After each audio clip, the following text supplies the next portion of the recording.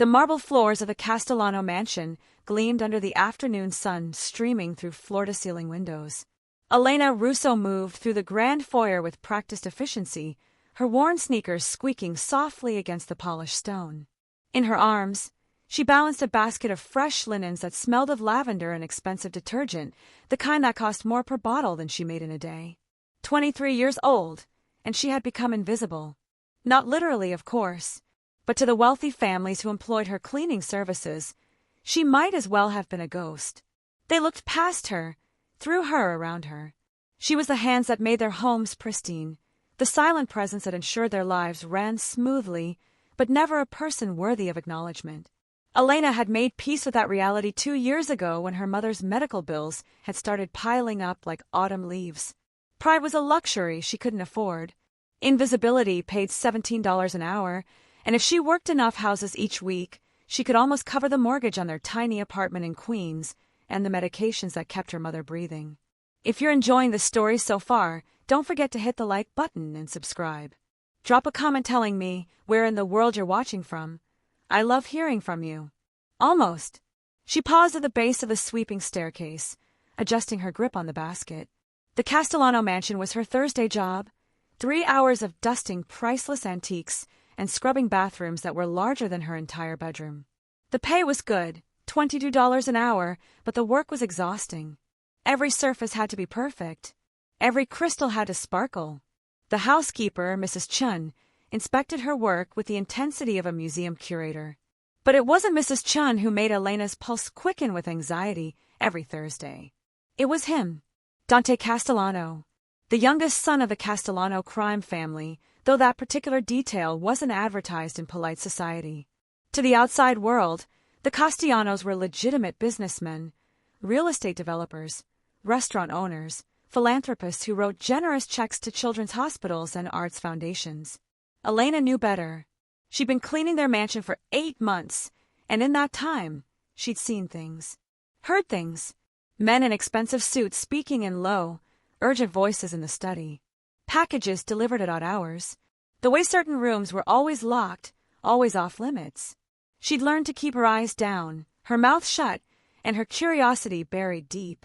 The sound of footsteps on the marble made her freeze. Heavy, deliberate footsteps that echoed with authority. "Miss Russo!" The voice was deep, textured like smoke and aged whiskey. It sent an involuntary shiver down her spine, the same reaction she'd had every time he'd spoken to her over the past 8 months. Elena turned slowly, forcing her expression into neutral professionalism. Dante Castellano stood 10 feet away, hands in the pockets of his tailored charcoal trousers. He was tall, at least 6'3", with the kind of build that came from regular training rather than vanity gym sessions. His white dress shirt was rolled to his elbows, revealing forearms corded with muscle and marked with a tattoo she'd never quite been able to make out completely. But it was his face that caught people off guard. Not classically handsome in a magazine model way, but striking in a way that demanded attention.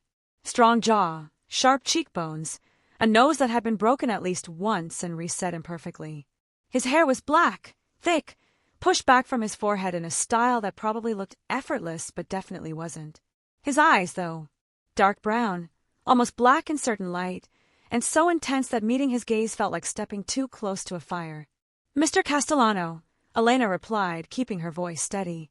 "Is there something you need? I was just about to start on the 2nd floor." "The Eastern Guest Suite," he said, not quite a question, not quite a command. "Mrs. Chin mentioned you'd be cleaning it today." "Yes, sir." He stepped closer, and Elena fought the urge to step back. She'd noticed this about him over the months. He didn't seem to understand personal space, or perhaps he understood it perfectly and simply chose to ignore it. He invaded proximity with the casual confidence of someone who'd never been told no. "There are some items in that suite that are delicate," Dante continued, his gaze sweeping over her face with an intensity that made her want to look away. She didn't. She'd learned early that looking away made her seem guilty, and she had nothing to be guilty of. Expensive. Irreplaceable. Elena's jaw tightened slightly. This wasn't the first time he'd implied she might break something, might steal something. It stung every time. A small cut that added to the collection of indignities that came with her position. I'll be careful, she said, keeping her tone even. I always am. I know. The admission surprised her. She blinked, her carefully maintained mask slipping for just a second. Dante's expression shifted, something that might have been amusement flickering across his features. You think I don't notice? That I haven't been watching? He crept up Elena's neck. Watching? What did that mean? I notice everything about my home, Miss Russo, he continued, taking another step closer. Now he was near enough that she could smell his cologne, something expensive and woodsy with notes of cedar, and something darker, more complicated. I notice when the books in the library are dusted. I notice when the silverware is polished to perfection. I notice when someone takes pride in their work, even when they think no one is paying attention. Elena's breath caught in her throat. She wasn't used to being seen, let alone acknowledged. I'm just doing my job, she managed. You do it well. His gaze held hers for another beat, and she saw something shift in those dark eyes, something heated and dangerous and completely inappropriate. Then he stepped back, the spell breaking. I have a meeting in the city. I'll be back late. Make sure to lock up when you leave. Yes, Mr. Castellano. He turned and walked toward the front entrance, his stride confident and unhurried. Elena released a breath she hadn't realized she was holding. The rest of the afternoon passed in a blur of dusting, vacuuming, and scrubbing. Elena threw herself into the work, using the physical labor to quiet the confused flutter in her chest. What had that been? That moment of intensity, of acknowledgement? She was being ridiculous. Dante Castellano was a wealthy, powerful man from a family that operated in the shadows of legality. She was the hired help. Whatever she thought she'd seen in his eyes was just her imagination, a product of too many romance novels and too few actual prospects in her own life. By 6 o'clock, she'd finished. The Eastern guest suite gleamed, every surface spotless, every decorative pillow perfectly arranged. She gathered her cleaning supplies, said goodbye to Mrs. Chun, and made her way to the servants' entrance at the back of the mansion. The late October air was crisp, carrying the scent of fallen leaves and the promise of winter. Elena pulled her thin jacket tighter around herself and started walking toward the bus stop 3 blocks away. She was halfway down the long, tree-lined driveway when she heard it, the sound of a car engine behind her. She glanced back, expecting to see one of the Castellano family's many vehicles, and froze. It was a car she recognized. A beat-up Honda Civic with a dented front bumper and a cracked spiderwebbing across the passenger window. Marco's car. Her heart sank. The Civic pulled up beside her, and the passenger window rolled down with a mechanical wheeze. Marco Benedetti leaned over from the driver's seat, his boyish face breaking into that familiar, charming smile that had first caught her attention 3 months ago. Elena! Perfect timing. I was just in the neighborhood. No, he wasn't. Elena lived in Queens. The Castellano mansion was in Greenwich, Connecticut. There was no universe in which Marco was just in the neighborhood. Marco, what are you doing here? She stopped walking but didn't move closer to the car. I wanted to see you, he said, his smile widening. Come on, get in. Let me give you a ride home. We can grab dinner. I told you I needed space, Elena said, keeping her voice firm despite the guilt gnawing at her. They'd dated for exactly 6 weeks before she'd realized that Marco's charm masked something darker, possessiveness, jealousy, a quick temper that flared when she didn't answer his texts fast enough or smiled at other men. She'd ended it 2 weeks ago. Apparently, Marco hadn't gotten the message.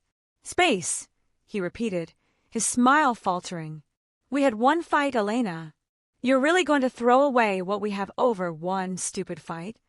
It wasn't one fight, Marco. And there is no we anymore. His expression darkened. Is there someone else? Is that what this is about? No, Elena said, exhaustion seeping into her voice. This is about me not wanting to be with you. That's enough of a reason. She turned and started walking again, faster now. Behind her, she heard the car door open, heard his footsteps on the gravel. Elena, wait! A hand grabbed her elbow, spinning her around. Marco's face was flushed, his eyes bright with anger and hurt. Let go of me, Elena said, her voice sharp. Just listen for 1 second. She told you to let go. The new voice came from behind Marco, low and deadly calm. Both Elena and Marco turned. Dante Castellano stood 15 feet away, hands in his pockets, his expression completely neutral. But there was nothing neutral about the danger radiating from him, the predatory stillness that reminded Elena of a big cat watching prey. He'd been inside the mansion. How was he here? How long had he been watching? Marco's hand fell away from Elena's elbow immediately. He took a step back, his bravado crumbling under Dante's flat, assessing stare. "This is a private conversation," Marco said, trying to inject authority into his voice and failing. "Between me and my girlfriend." "Ex-girlfriend," Elena corrected, moving away from Marco. "And he was just leaving." Dante didn't look at her. His entire focus was on Marco, cataloging, measuring, deciding. "You were leaving," Dante repeated, his voice soft but carrying an unmistakable edge. "Weren't you?" Marco's jaw worked. For a second, Elena thought he might actually be stupid enough to argue with Dante Castellano. Then survival instinct kicked in. He looked at Elena one last time, something ugly and resentful flickering across his face. "We're not done," he said. "Yes," Dante said quietly, taking a single step forward. "You are." Marco got back in his car. The engine turned over with a sputtering cough, and he drove away, gravel crunching under the tires. Elena let out a shaky breath, her adrenaline crashing. "Thank you," she said, turning to face Dante. "You didn't have to. Who was he?" Dante interrupted, his eyes still tracking the path Marco's car had taken. "Someone I dated briefly. It didn't work out. He put his hands on you." It wasn't a question, but Elena answered anyway. "He was just being dramatic. He wouldn't actually hurt me." Dante's gaze snapped to hers, and the intensity there stole her breath. "Are you sure about that?" No. She wasn't sure. Marco had never hit her, but there had been moments, raised voices, slammed doors, the way he'd gripped her wrist a little too hard when he was angry. "He's gone now," she said instead of answering. "I should get to the bus stop. I don't want to miss the 6:30. "You're not taking the bus." Elena blinked. "Excuse me. I'm driving you home." "Mr. Castellano, that's not necessary. It's Dante," he said, already turning toward the mansion. "And it's not a suggestion, Miss Russo. You're coming with me." The words hung in the air between them, heavy with implication. Elena's first instinct was to refuse, to insist on her independence, to maintain the careful professional distance that had kept her safe for 8 months. But something in his tone, in the set of his shoulders, told her that refusing wasn't actually an option. "I need to get my things," she said finally. "They're already in my car," Dante replied, not breaking stride. "I had Mrs. Chun collect them." Of course he did. Elena followed him around the side of the mansion to the private garage. Inside sat a collection of vehicles that probably cost more than her mother's entire hospital bill. A vintage Aston Martin, a sleek Mercedes, a matte black SUV that looked like it could survive a missile strike. Dante headed for the SUV, opening the passenger door and waiting. Elena climbed in, sinking into leather seats that probably cost more than her monthly rent. The interior smelled new and expensive, all polished wood and pristine surfaces. Dante slid into the driver's seat with fluid grace, starting the engine with a quiet purr. He didn't speak as he navigated out of the garage and down the long driveway. He didn't speak as they merged onto the highway heading back toward the city. The silence stretched between them, heavy and charged. Elena stared out the window, watching the Connecticut countryside blur past, trying to process what had just happened. Dante Castellano had intervened in her personal life. He told Marco to leave. He'd insisted on driving her home. "How long were you watching?" she asked quietly. "Long enough." "Why did you come outside?" A muscle worked in his jaw. "I saw him grab you from the window of my study. And he'd immediately come outside. Immediately inserted himself into the situation. The way he looked at you," Dante continued, his voice dropping lower, "the way he touched you. He doesn't have that right. Not anymore." "He never really had that right," Elena admitted. "I should have ended it sooner. But he seemed nice at first, and I thought maybe." She cut herself off, realizing she was saying too much, revealing too much. "You thought maybe what?" "That maybe I deserve something nice," she finished quietly. "Someone who paid attention to me. Someone who saw me as more than just the help." Dante's hands tightened on the steering wheel. Is that how you think I see you? As just a help? Elena looked at him, studying his profile in the fading afternoon light. Isn't that what I am? No, Dante said, his voice rough. You've never been just anything, Elena. The use of her first name sent a jolt through her. In 8 months, he'd never used it. It had always been Miss Russo, formal and distant and safe. This wasn't safe. This was dangerous territory, the kind that could cost her the job she desperately needed. Mr. Castellano, Dante, he corrected firmly. And before you remind me about professional boundaries, let me save you the trouble. I know this is inappropriate. I know I'm your employer. I know I shouldn't be noticing the way you bite your lower lip when you're concentrating, or the fact that you always arrange the books in the library by color, even though the proper method is alphabetical. Elena's breath caught. He'd noticed that. She did it every week, carefully organizing by hue, because she thought it looked beautiful, knowing that someone, probably Mrs. Chun, would come behind her and put them back in alphabetical order. I know I shouldn't have memorized your schedule, Dante continued, his voice dropping to almost a whisper. Thursdays at the mansion, Tuesdays and Fridays at the office building downtown, Mondays at my mother's brownstone. I shouldn't know that you take the 6:30 bus, that you're in school part-time studying to be a nurse, that you send most of your paycheck home to your mother in Queens. Elena felt heat flood her face. How do you know all that? Because I pay attention to things that matter to me, Dante said simply.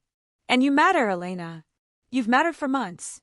I just didn't know how to tell you without sounding like every other wealthy bastard who thinks he can buy whatever he wants.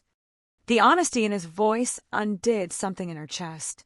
She'd spent 8 months thinking she was invisible to him, that her attraction was one-sided and pathetic. But he'd been watching, noticing, caring. I can't afford to lose this job, she said, her voice barely audible. You won't. But if this becomes something, then it becomes something, Dante finished. And we deal with whatever comes. But Elena, I need you to understand something. He glanced at her, his dark eyes burning with intensity.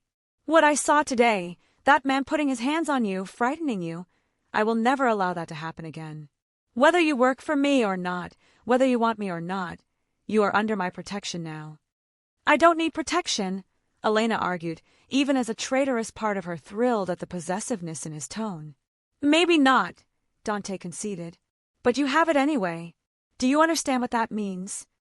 Elena thought about the locked rooms in the mansion, the hushed conversations, the packages delivered at midnight. She thought about the rumors that swirled around the Castellano name, the whispers of connections to organized crime, of power that extended far beyond legitimate business dealings. I think I'm starting to, she whispered. They drove in silence for another 10 minutes before Dante spoke again. That man, Marco. How did you meet him? At a coffee shop near campus, Elena said. He was charming, attentive. He made me feel seen. And when did it change? Elena hesitated. About 3 weeks in.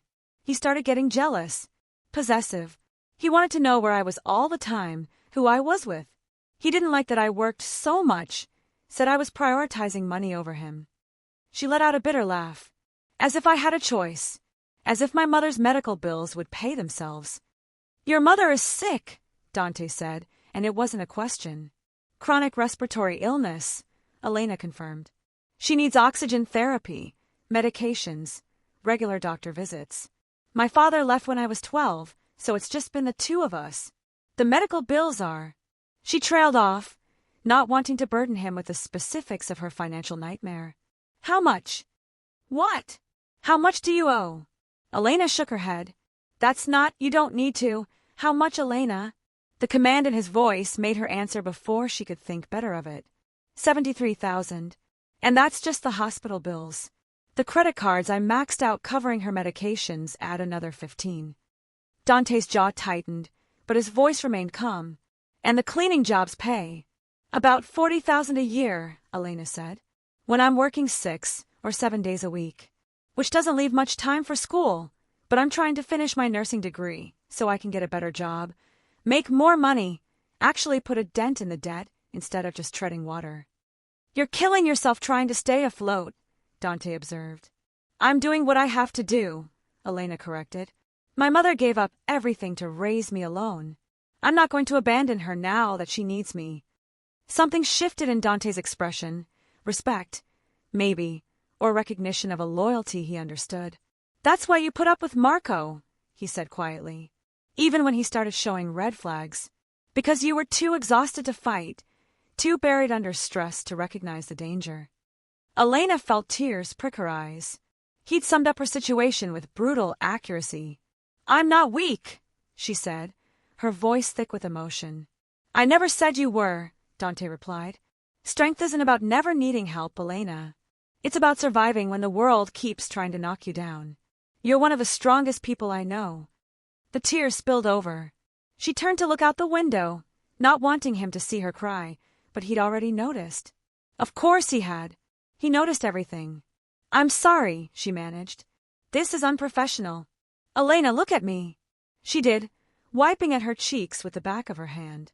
Nothing about this is professional anymore, Dante said, his voice rough with emotion. That ship sailed the moment I walked outside to confront your ex. The moment I put you in my car. The moment I decided that I couldn't keep pretending I don't feel what I feel when you're near me. And what do you feel? Elena whispered. Dante pulled off the highway, navigating into a rest stop parking lot. He put the SUV in park and turned to face her fully. Possessive, he said, his dark eyes locked on hers. Protective. Obsessed, if I'm being honest. I've spent 8 months trying to convince myself that what I feel is just attraction, just physical. But it's not. It's more than that. It's the way you hum while you work. Always something classical that I can never quite identify. It's the way you leave little notes for Mrs. Chun when you notice something that needs repair. It's the way you're drowning in debt and exhaustion, and you still take the time to arrange flowers in the vases because you think it makes the house feel more like a home.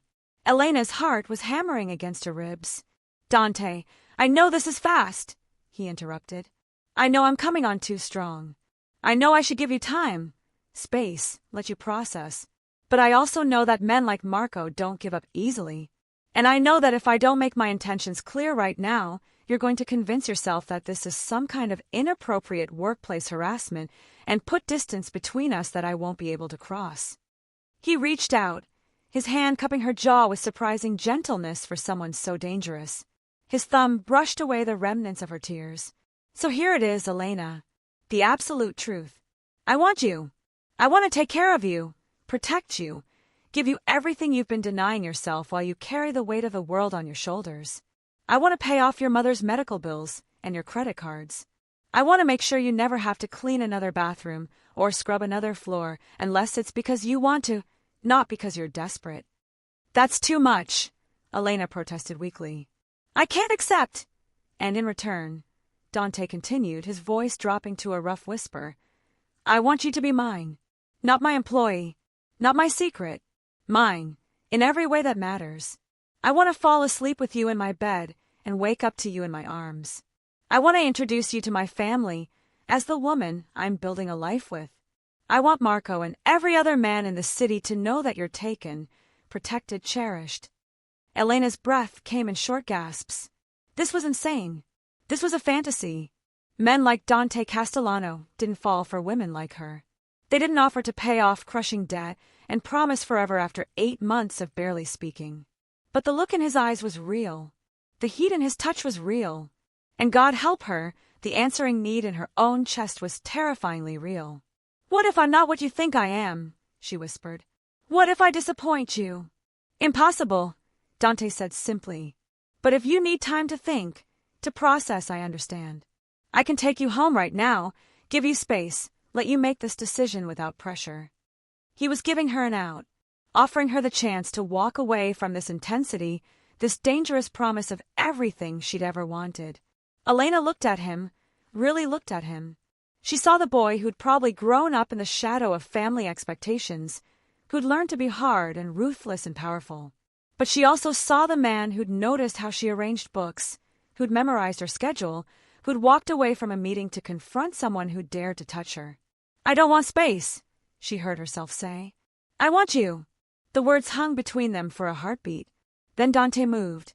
His mouth was on hers before she could draw breath, and the kiss was nothing like the tentative, awkward kisses she'd shared with Marco. This was claiming, possessive, a statement of intent that left no room for doubt. Dante kissed her like a man who'd been starving and had finally found sustenance. His hand slid into her hair, tilting her head to deepen the kiss.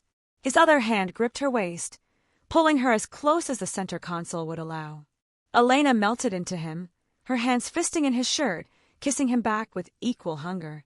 She'd spent 8 months denying this attraction, telling herself it was one-sided and impossible. Now that the dam had broken, she couldn't hold back. When they finally broke apart, both breathing hard, Dante rested his forehead against hers. "Come home with me," he said, his voice rough. "Not to the mansion. To my place in the city. Stay with me tonight." "I need to check on my mother," Elena protested weakly. "We'll stop there first," Dante agreed. "You can make sure she has everything she needs. Then you come home with me." Home. The word sent a thrill through her. "Okay," she whispered. "Yes." Dante kissed her again, softer this time but no less intense. Then he pulled back, started the SUV, and merged back onto the highway. As they drove toward Queens, Elena's phone buzzed. She pulled it from her jacket pocket, and her blood went cold. 7 text messages from Marco, all sent in the last 10 minutes. "You think you can replace me that easily? I saw the way he looked at you. You're making a mistake. He's dangerous, Elena. You don't know what you're getting into. I'm trying to protect you. This isn't over." She must have made a sound, because Dante glanced at her, his expression immediately hardening. "What is it?" Elena showed him the phone. Dante's jaw clenched, a muscle ticking dangerously. He held out his hand. "May I?" She handed him the phone. He read the messages, his expression growing progressively darker. Then he did something that surprised her. He called a number from memory, putting it on speaker. "Nico," Dante said when someone answered. "I need you to run a background check. Marco Benedetti, mid-20s, drives a beat-up Honda Civic, has an unhealthy obsession with someone under my protection. I want to know everything. Where he works, where he lives, if he has a history of harassment or violence. I want it yesterday." "Consider it done," a male voice responded. "Anything else?" "Put eyes on him. I want to know where he is at all times. And Nico, if he comes within 100 yards of Elena Russo, I want to know immediately." "Understood." Dante ended the call and handed the phone back to Elena. "He won't bother you again." "Dante, you can't just—" "I can," he interrupted gently. "And I will. You're under my protection now, Elena. That means I eliminate threats before they become problems." Elena should have been frightened by the casual way he talked about surveillance and threats. She should have recognized the red flags, the controlling behavior, the possessiveness. But all she felt was relief. For the first time in 2 years, someone else was carrying the weight. Someone else was standing between her and the chaos. She was so tired of being strong alone. "Okay," she said quietly. "Okay." They drove the rest of the way to Queens in comfortable silence. When they pulled up in front of the aging apartment building where Elena lived, Dante turned off the engine. "I'm coming up with you," he said, not a question. Elena nodded. They took the elevator to the 4th floor, and she led him to apartment 4C. She unlocked the door and called out, "Mama? It's me." "In here, Mija." Her mother's voice came from the living room, slightly breathless from the oxygen mask she wore. Elena walked into the small living room, Dante close behind her. Her mother, Rosa Russo, sat in her favorite armchair, the oxygen tank beside her humming quietly. She was only 52 but looked older, worn down by illness and years of struggle. Rosa's eyes widened when she saw Dante. "Elena, who is this?" "Mama, this is Dante Castellano. He's my employer.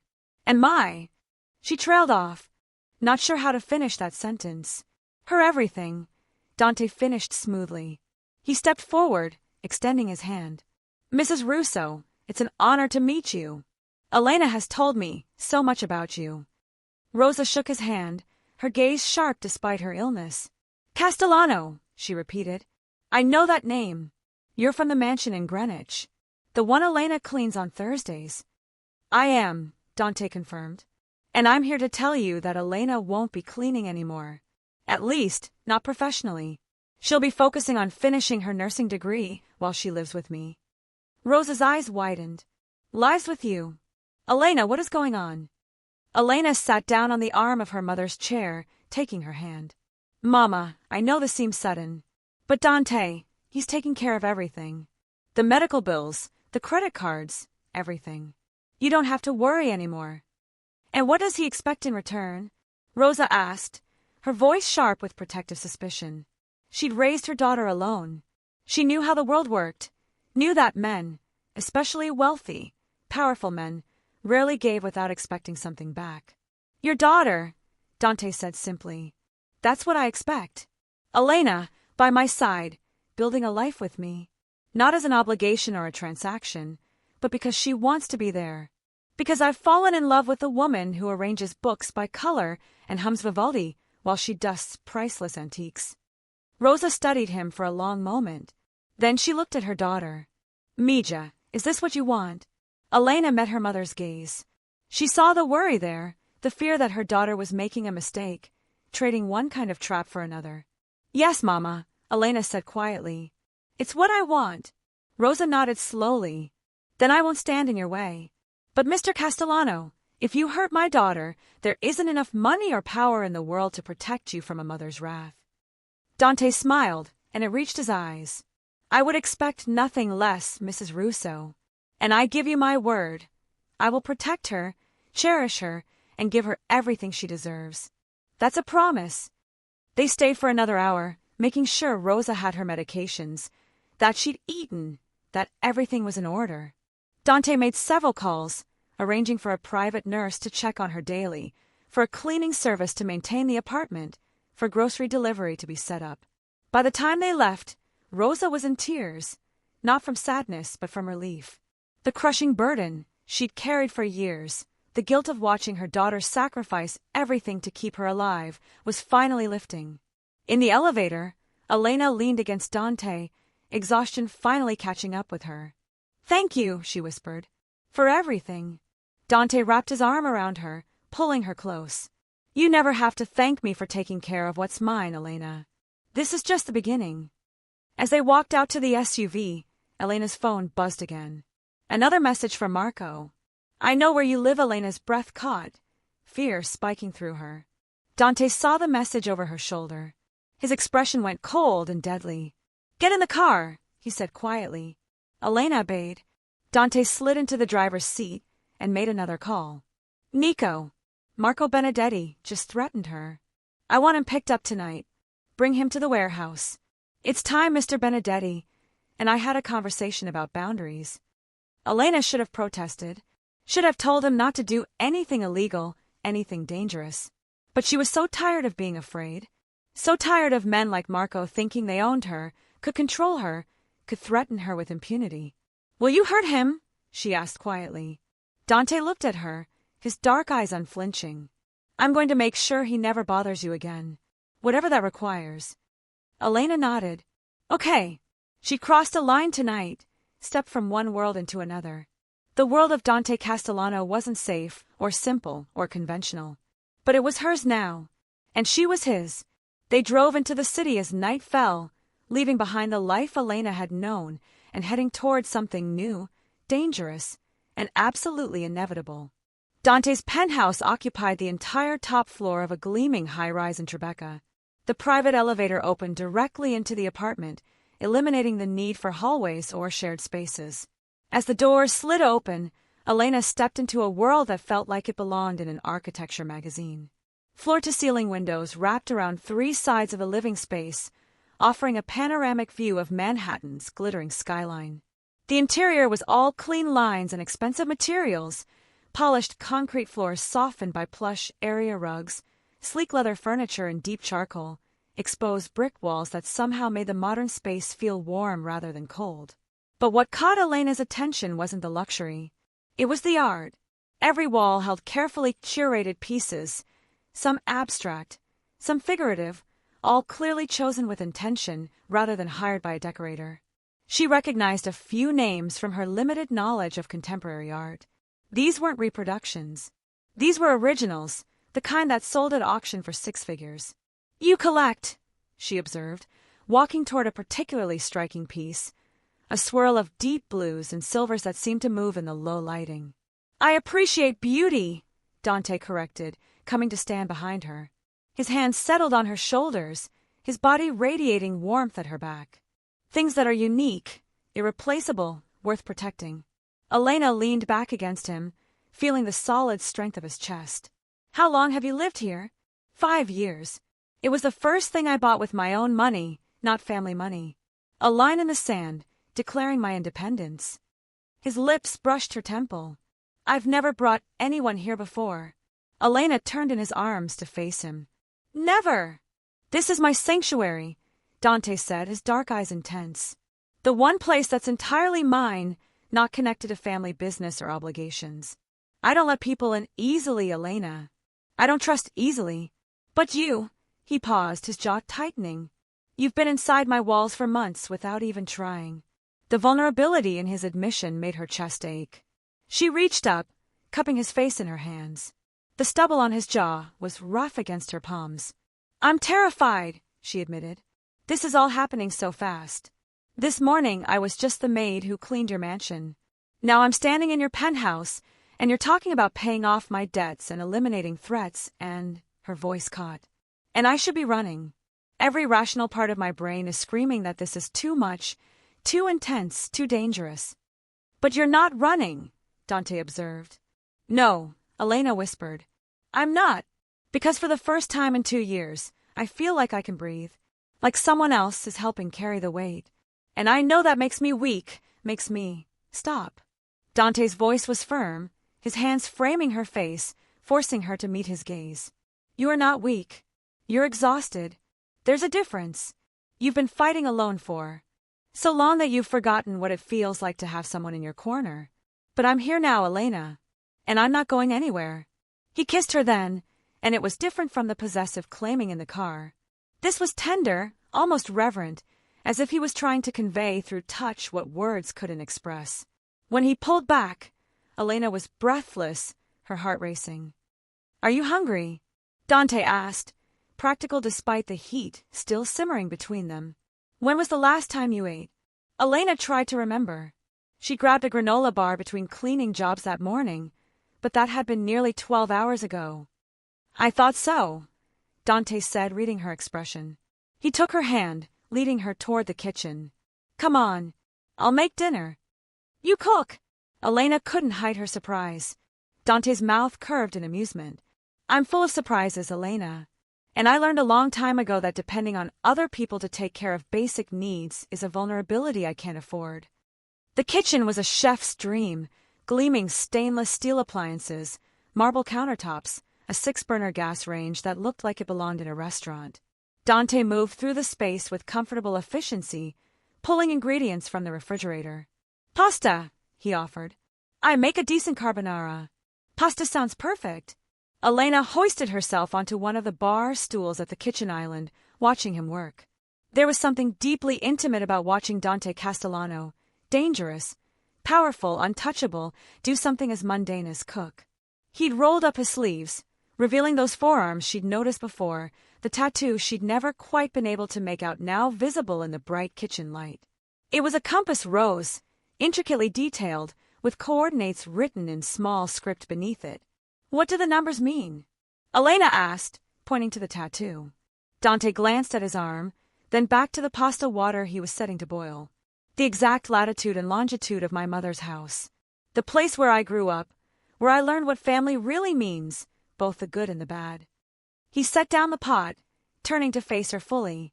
It's a reminder that no matter how far I go, how much power I accumulate, I'm still that kid from Greenwich who watched his father build an empire on loyalty and fear. Do you want to be like him? Elena asked quietly. Your father. Dante's expression turned contemplative. My father was a complex man, brutal when necessary, but also fiercely protective of the people he loved. He taught me that power without purpose is meaningless, that loyalty has to be earned, and that the only thing worth more than money is family. He paused, whisking eggs with practiced efficiency. But he also taught me, through his mistakes. He was so focused on protecting his empire that he forgot to protect the people inside it. My mother lived in constant fear. My sister had a bodyguard before she could ride a bike. That's not the life I want for the people I love. Is that why you live here? Elena asked. Separate from the family business? Partially. Dante added pasta to the now boiling water. I run my own operations, legitimate real estate development, some tech investments, a few restaurants. I work with the family when our interests align, but I've carved out my own space. My own kingdom, if you will. His eyes met hers, and I'm very careful about who I allow into it. Elena felt the weight of that statement. He was letting her in, showing her parts of himself that he clearly kept hidden from most of the world. The house in Greenwich, she began, trying to piece together the puzzle. Your mother still lives there? With my younger sister, Gabriella. She's 19, studying fashion design in the city. My older brother, Marco, different Marco, he added with a slight smile, runs most of the family's construction businesses. My father died 3 years ago. Heart attack, officially. Though in our world, official causes of death don't always tell the whole story. The casual way he mentioned his father's potentially suspicious death should have frightened her. Instead, it felt like another piece of honesty, another brick removed from the wall he kept between himself and the world. They ate at the kitchen island, and Elena couldn't remember the last time food had tasted this good. Maybe it was the quality of the ingredients. Maybe it was the skill with which Dante had prepared it. Or maybe it was simply that she wasn't eating alone, wasn't shoveling food into her mouth between shifts, wasn't calculating how much this meal would cost against her weekly budget. Tell me about nursing school, Dante said, refilling her wine glass with a Chianti that probably cost more than her monthly grocery budget. Why nursing? Elena twirled pasta around her fork, considering how to answer. My mother was sick for so long before we got a proper diagnosis. We went to so many doctors, so many emergency rooms. Most of them treated us like we were wasting their time, like we were too poor or too ignorant to understand what was happening. She met his gaze. But there was one nurse, at a free clinic in Queens. She actually listened. She did research on her own time, connected us with a specialist who could help. She saved my mother's life, and she did it because she cared, not because we could pay her. So you want to be that person for someone else? Dante finished. Yes. I want to help people who fall through the cracks, who can't afford the best care, who need someone to fight for them. Elena set down her fork. That's why you're offered to pay for everything. It's incredible, Dante, and I'm grateful. But I need to finish school. I need to become a nurse. Not because I need the money anymore, but because it matters. Because it's who I want to be.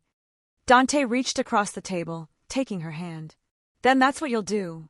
I meant what I said earlier. I want to give you everything, but that includes the freedom to pursue what matters to you. You'll finish school. You'll become a nurse. And you'll do it without having to work 3 jobs to survive. Tears pricked Elena's eyes. I don't know how to accept this. How to not feel like I'm taking advantage of you. Elena, look at me. Dante waited until she met his eyes. I've spent my entire adult life building wealth and power. I have more money than I could spend in 5 lifetimes. None of it has meant anything until now, until I found someone I actually want to share it with. You're not taking advantage. You're giving me purpose. Before Elena could respond, Dante's phone buzzed on the counter. He glanced at the screen, his expression hardening. It's Nico, he said, standing. I need to take this. He walked toward the windows, his voice dropping too low for Elena to hear the conversation. She watched his shoulders tense, saw his free hand curl into a fist at his side. Whatever news he was receiving, it wasn't good. When he ended the call, he stood there for a moment, staring out at the city lights. Then he turned back to her, his expression carefully controlled. They found Marco, Dante said. He's been watching your mother's building. Took photographs through the windows.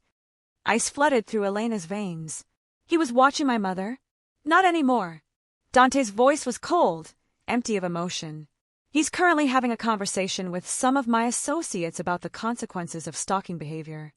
Elena should have been horrified, should have protested the implied violence, the obvious violation of Marco's rights. Instead, she felt relief. And beneath that, a dark satisfaction that someone was finally making Marco understand that no meant no. What will they do to him? She asked quietly. Dante studied her face, as if trying to gauge how much truth she could handle. They'll make it very clear that you're under my protection. That any further contact with you or anyone you care about will have severe consequences.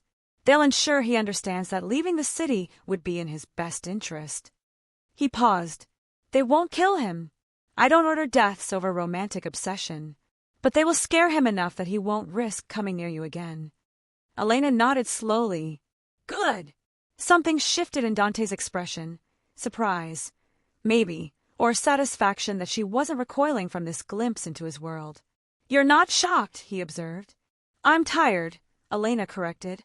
Tired of men thinking they can control me, threaten me, treat me like property. If your people can make Marco understand what dozens of rejected calls and blocked numbers couldn't, then I'm grateful, not shocked.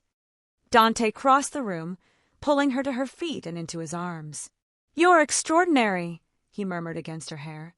Most people in your position would be running for the door. Most people in my position haven't spent 2 years drowning, Elena replied, wrapping her arms around his waist. I know what you are, Dante. I'm not naive, but I also know that you've shown me more genuine care in 1 day than Marco did in 2 months. So if the price of safety and freedom is accepting that you operate in moral gray areas, I can live with that. Gray areas, Dante repeated with dark amusement. That's a diplomatic way of putting it. Elena pulled back to look at him. Tell me the truth. How bad is it? The family business, the things you do? Dante was quiet for a long moment, clearly weighing how much to reveal. My family's money comes from construction, real estate, restaurants. All legitimate businesses. But the way we maintain those businesses, the way we handle competition, the relationships we cultivate with city officials and union leaders, that exists in the gray. We don't sell drugs. We don't traffic humans. We don't prey on the weak. But we're not saints either. And you personally? Elena pressed. What do you do? I make problems disappear, Dante said simply. Someone threatens our business interests. I find leverage to make them back down. Someone breaks agreements. I enforce consequences. Someone hurts my family. His jaw tightened. I handle it. I've never killed an innocent person, Elena. But I can't claim I've never killed. The admission hung between them, heavy and irrevocable. This was the line, the moment where Elena could choose to walk away, to decide that this world was too dark, too dangerous, too morally compromised. She thought about Marco's hands on her arm, the fear in her mother's eyes when the medical bills arrived, the exhaustion of fighting alone against a world that didn't care if she survived or drowned. She thought about the way Dante had immediately stepped in when he saw Marco grab her, the way he'd arranged care for her mother without being asked, the way he looked at her like she was precious, irreplaceable, worth protecting. I'm not going anywhere, she said firmly. I'm choosing this. I'm choosing you. Dante's eyes closed for a moment, relief and something deeper washing over his features. When he opened them again, the intensity there stole her breath. Then let me show you the rest, he said, taking her hand. No more secrets. You should know exactly what you're choosing. He led her through the penthouse, showing her rooms she hadn't seen yet. His office, with 3 computer monitors and files that he didn't hide, construction permits, zoning variance requests, photographs of properties under development. Nothing obviously illegal, but all clearly part of a larger web of influence and control. His private gym, equipped with the kind of training equipment that spoke to serious combat preparation, heavy bags, speed bags, weights that looked like they could anchor a ship. And finally, his bedroom. It was surprisingly simple compared to the rest of the penthouse. A massive bed dominated the space, dressed in dark gray linens that looked impossibly soft. More windows offered views of the Hudson River, the lights of New Jersey twinkling in the distance. A single piece of art hung on the wall, an abstract painting in shades of deep blue and gold that somehow conveyed both violence and beauty. This is where I come when the world gets too loud, Dante said, standing in the doorway. This room has seen me at my worst, injured, exhausted, questioning every decision I've made. And now, he turned to look at her. Now I wanted to see me at my best. With you. Elena's heart hammered against her ribs. The implication was clear, the invitation unmistakable. She'd had sex with Marco a handful of times, awkward encounters that had left her feeling more empty than satisfied. She'd never felt particularly sexual, never understood what all the fuss was about. But standing here, watching Dante watch her with eyes that burned with barely controlled desire, she felt something wake up inside her.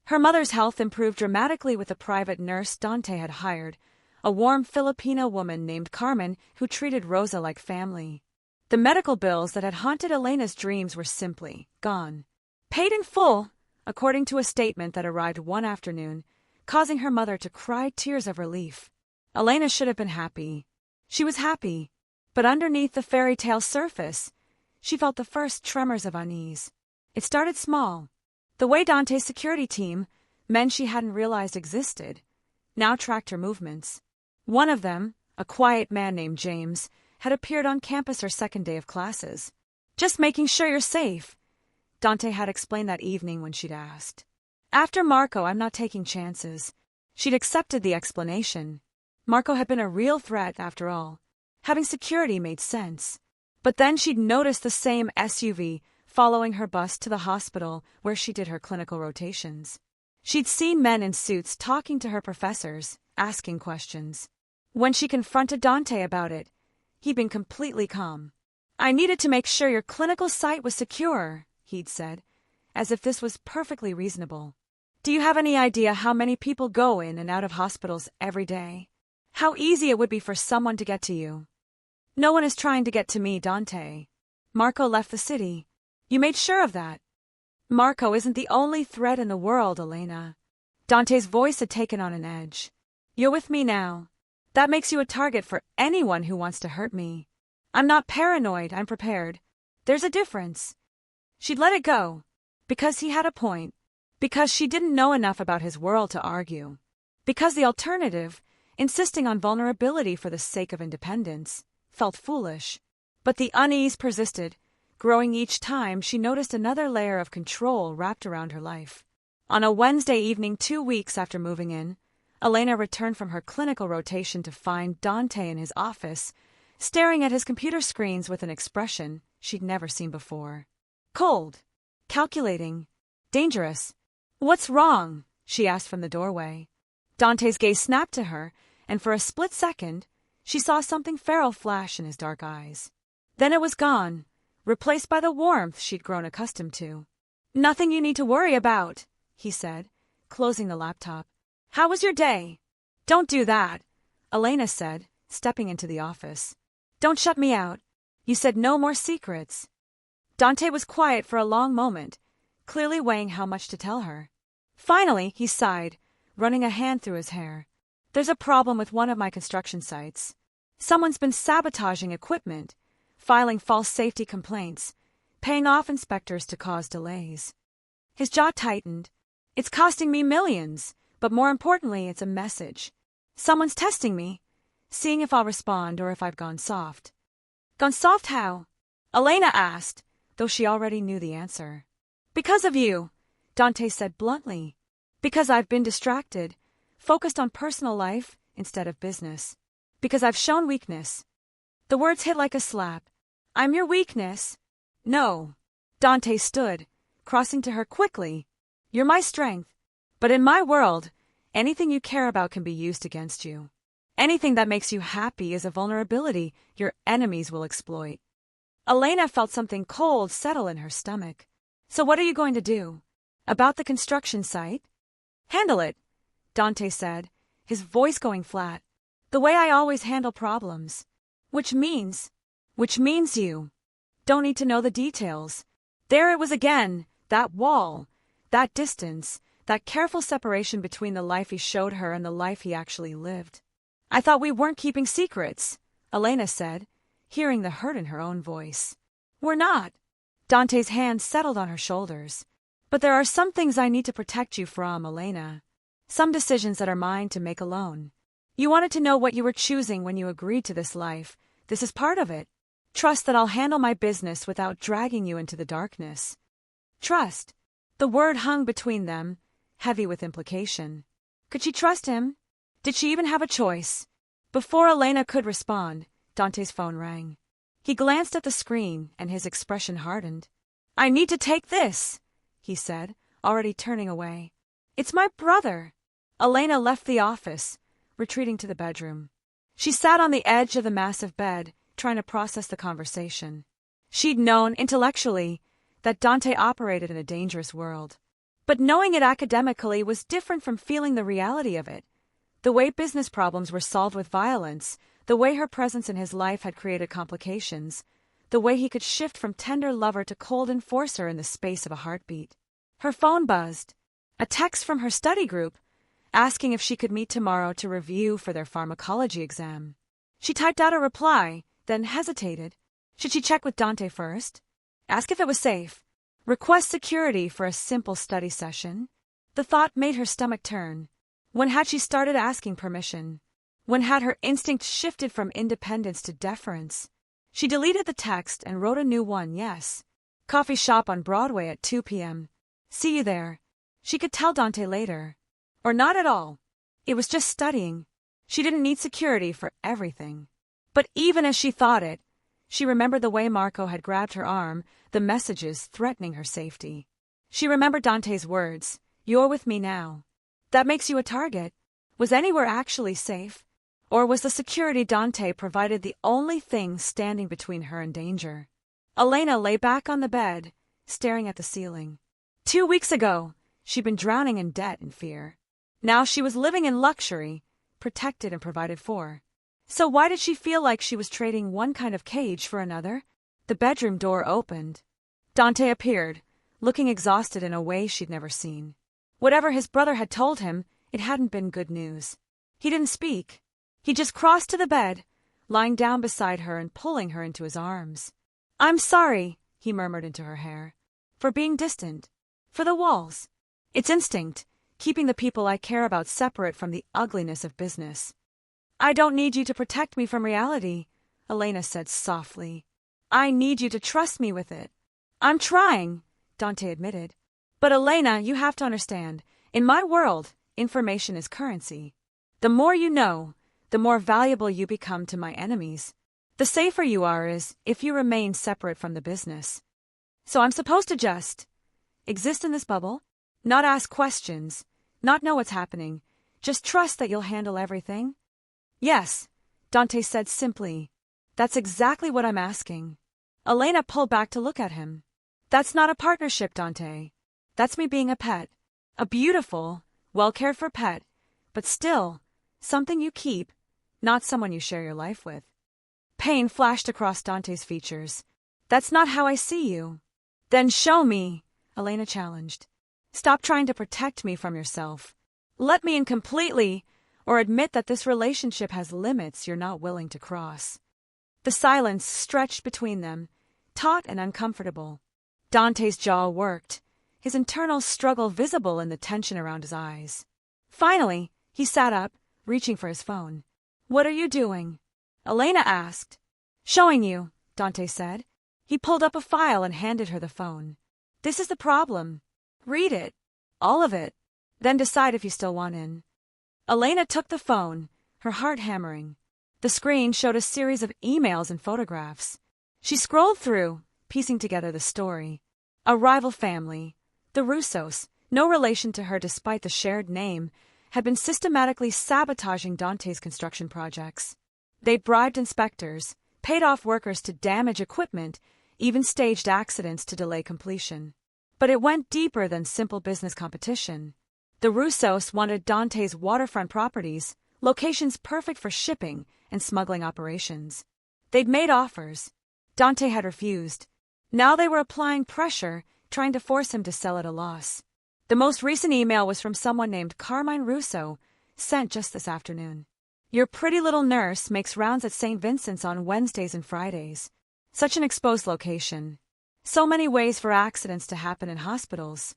Maybe you should reconsider my offer." Ice flooded Elena's veins. They knew where she worked. They were threatening her, using her to get to Dante. "Now you understand," Dante said quietly, watching her face. "This isn't paranoia, Elena. This is reality. They've already made you a target. The security, the protection, the walls I keep between my business and you. It's not about control. It's about keeping you alive." Elena's hands trembled as she handed back the phone. "What are you going to do?" "What I have to do," Dante said, his voice going cold and empty. "I'm meeting with Carmine Russo tomorrow night. We're going to have a conversation about consequences." "Dante, this isn't negotiable, Elena. They threatened you. That line can't be crossed without response. If I let this stand, every enemy I have will know that you're my weakness, that hurting you is the way to control me. His eyes met hers, burning with intensity. I won't let that happen. I can't. Elena understood, viscerally, what he wasn't saying. Tomorrow night's conversation would involve violence. Might involve death. And it was happening because of her, because she'd become the vulnerability Dante couldn't afford. I should leave, she whispered. Walk away before this gets worse. Before someone actually gets hurt because of me. Dante's hands gripped her arms, his face fierce. No, absolutely not. Leaving now wouldn't keep you safe, Elena. It would make you more vulnerable. At least here, under my protection, they know there are consequences for touching you. Out there alone, you'd be an easy target for anyone wanting to hurt me. So I'm trapped, Elena said, hearing the despair in her own voice. Trapped by your world, by the danger, by the fact that walking away might get me killed. You're protected, Dante corrected. There's a difference. Was there? Elena wasn't sure anymore. She thought about her mother, safe and cared for because of Dante's. Money. She thought about school, now achievable because she didn't have to work 3 jobs. She thought about the way Dante held her at night, the gentleness beneath the danger, the care beneath the control. She thought about Carmine Russo's email, the casual way he'd threatened her life. What happens tomorrow night? She asked quietly. You don't need to know the details. Dante, Elena. His voice was firm. I meant what I said about protecting you from the darkness. What happens tomorrow stays in the dark. All you need to know is that afterward, the Russos will understand that you're untouchable. That threatening you is signing their own death warrant. Death warrant. He said it so casually, as if ordering executions was just another part of doing business. Maybe in his world it was. Elena lay back down, Dante's arms wrapping around her. She stared at the ceiling, trying to reconcile the man who cooked her dinner and made love to her with tenderness with the man who was planning violence to protect his interests. I'm scared, she admitted. I know, Dante murmured. But you're safe. I promise you, Elena, you're safe. Safe. The word felt hollow now, weighted with implications she was only beginning to understand. She thought choosing Dante meant choosing security, protection, freedom from fear. She was starting to realize it meant something far more complicated. Outside, the city glittered with lights, millions of people going about their normal lives, oblivious to the dangerous currents running beneath the surface. Elena closed her eyes, Dante's heartbeat steady against her back, and tried to convince herself that she'd made the right choice. That the cage, however gilded, was better than drowning alone. That protection was worth the price of freedom. Tomorrow, Dante would handle the Russos, and Elena would pretend she didn't know exactly what handle meant. 3 months later, Elena stood in the bathroom of the penthouse, staring at 2 pink lines. Pregnant. Her hands trembled as she set the test on the marble counter. She'd suspected for weeks, the nausea, the exhaustion that went beyond nursing school stress, the way certain smells made her stomach turn. The night with the Russos had ended the way Dante promised. Carmine Russo had left the city with his tail between his legs, and no one had threatened her since. But the cost had been written in the tension in Dante's shoulders when he'd returned that night, the blood she'd seen on his knuckles before he'd scrubbed them clean. She stopped asking questions, started accepting the protection, the security, the careful walls Dante maintained between his business and their life together. And somewhere along the way, she'd fallen completely in love with him. Now this. A baby. Their baby. Elena! Dante's voice came from the bedroom. You okay? She picked up the test, walked out to find him sitting on the bed, going through emails on his phone. He looked up, saw her face, and immediately set the phone aside. What's wrong? She held out the test. Dante stared at it for 3 full seconds, his expression unreadable. Then he stood, crossed to her, and took the test from her shaking hands. You're sure? His voice was rough. 3 tests, all positive. Dante set the test down carefully, like it was made of glass. Then he cupped her face in his hands, his dark eyes searching hers. Are you happy? He asked quietly. Elena thought about her mother's words when she'd last visited. Mija, you're glowing. He's good for you. She thought about finishing nursing school next month, about the life they'd built together despite the complications, about the way Dante still made her coffee every morning, still kissed her forehead before leaving for work, still held her at night like she was precious. "Yes," she whispered. Terrified, but yes. A smile broke across Dante's face, transforming him. He pulled her into his arms, holding her so tight she could barely breathe.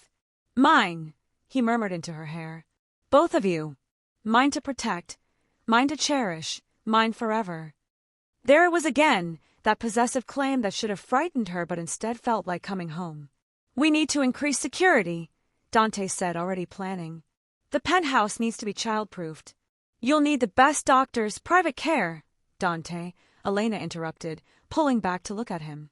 "We need to just be happy for 5 minutes before you turn this into a military operation." He laughed, the sound genuine and warm. 5 minutes? Then I'm locking down this entire building." Elena rolled her eyes, but she was smiling. This was her life now, luxury and danger, protection and possession, love wrapped in violence. And looking at Dante's face, seeing the joy and fierce determination there, she realized she wouldn't change it. She'd chosen this, chosen him, and now they were building something new, something that would bind them together forever. "I love you," she said simply. Dante kissed her, soft and reverent. "I love you. Both of you." Outside, the city hummed with life. Inside their fortress in the sky, they held each other, planning for a future that would be complicated and dangerous and absolutely theirs. The maid had become the queen, and the Mafia boss had finally found something worth more than power. Family, thank you so much for watching until the end. If you love the story, check out the other videos on your screen now. I think you'll really enjoy them. And don't forget to subscribe if you haven't already. See you in the next story.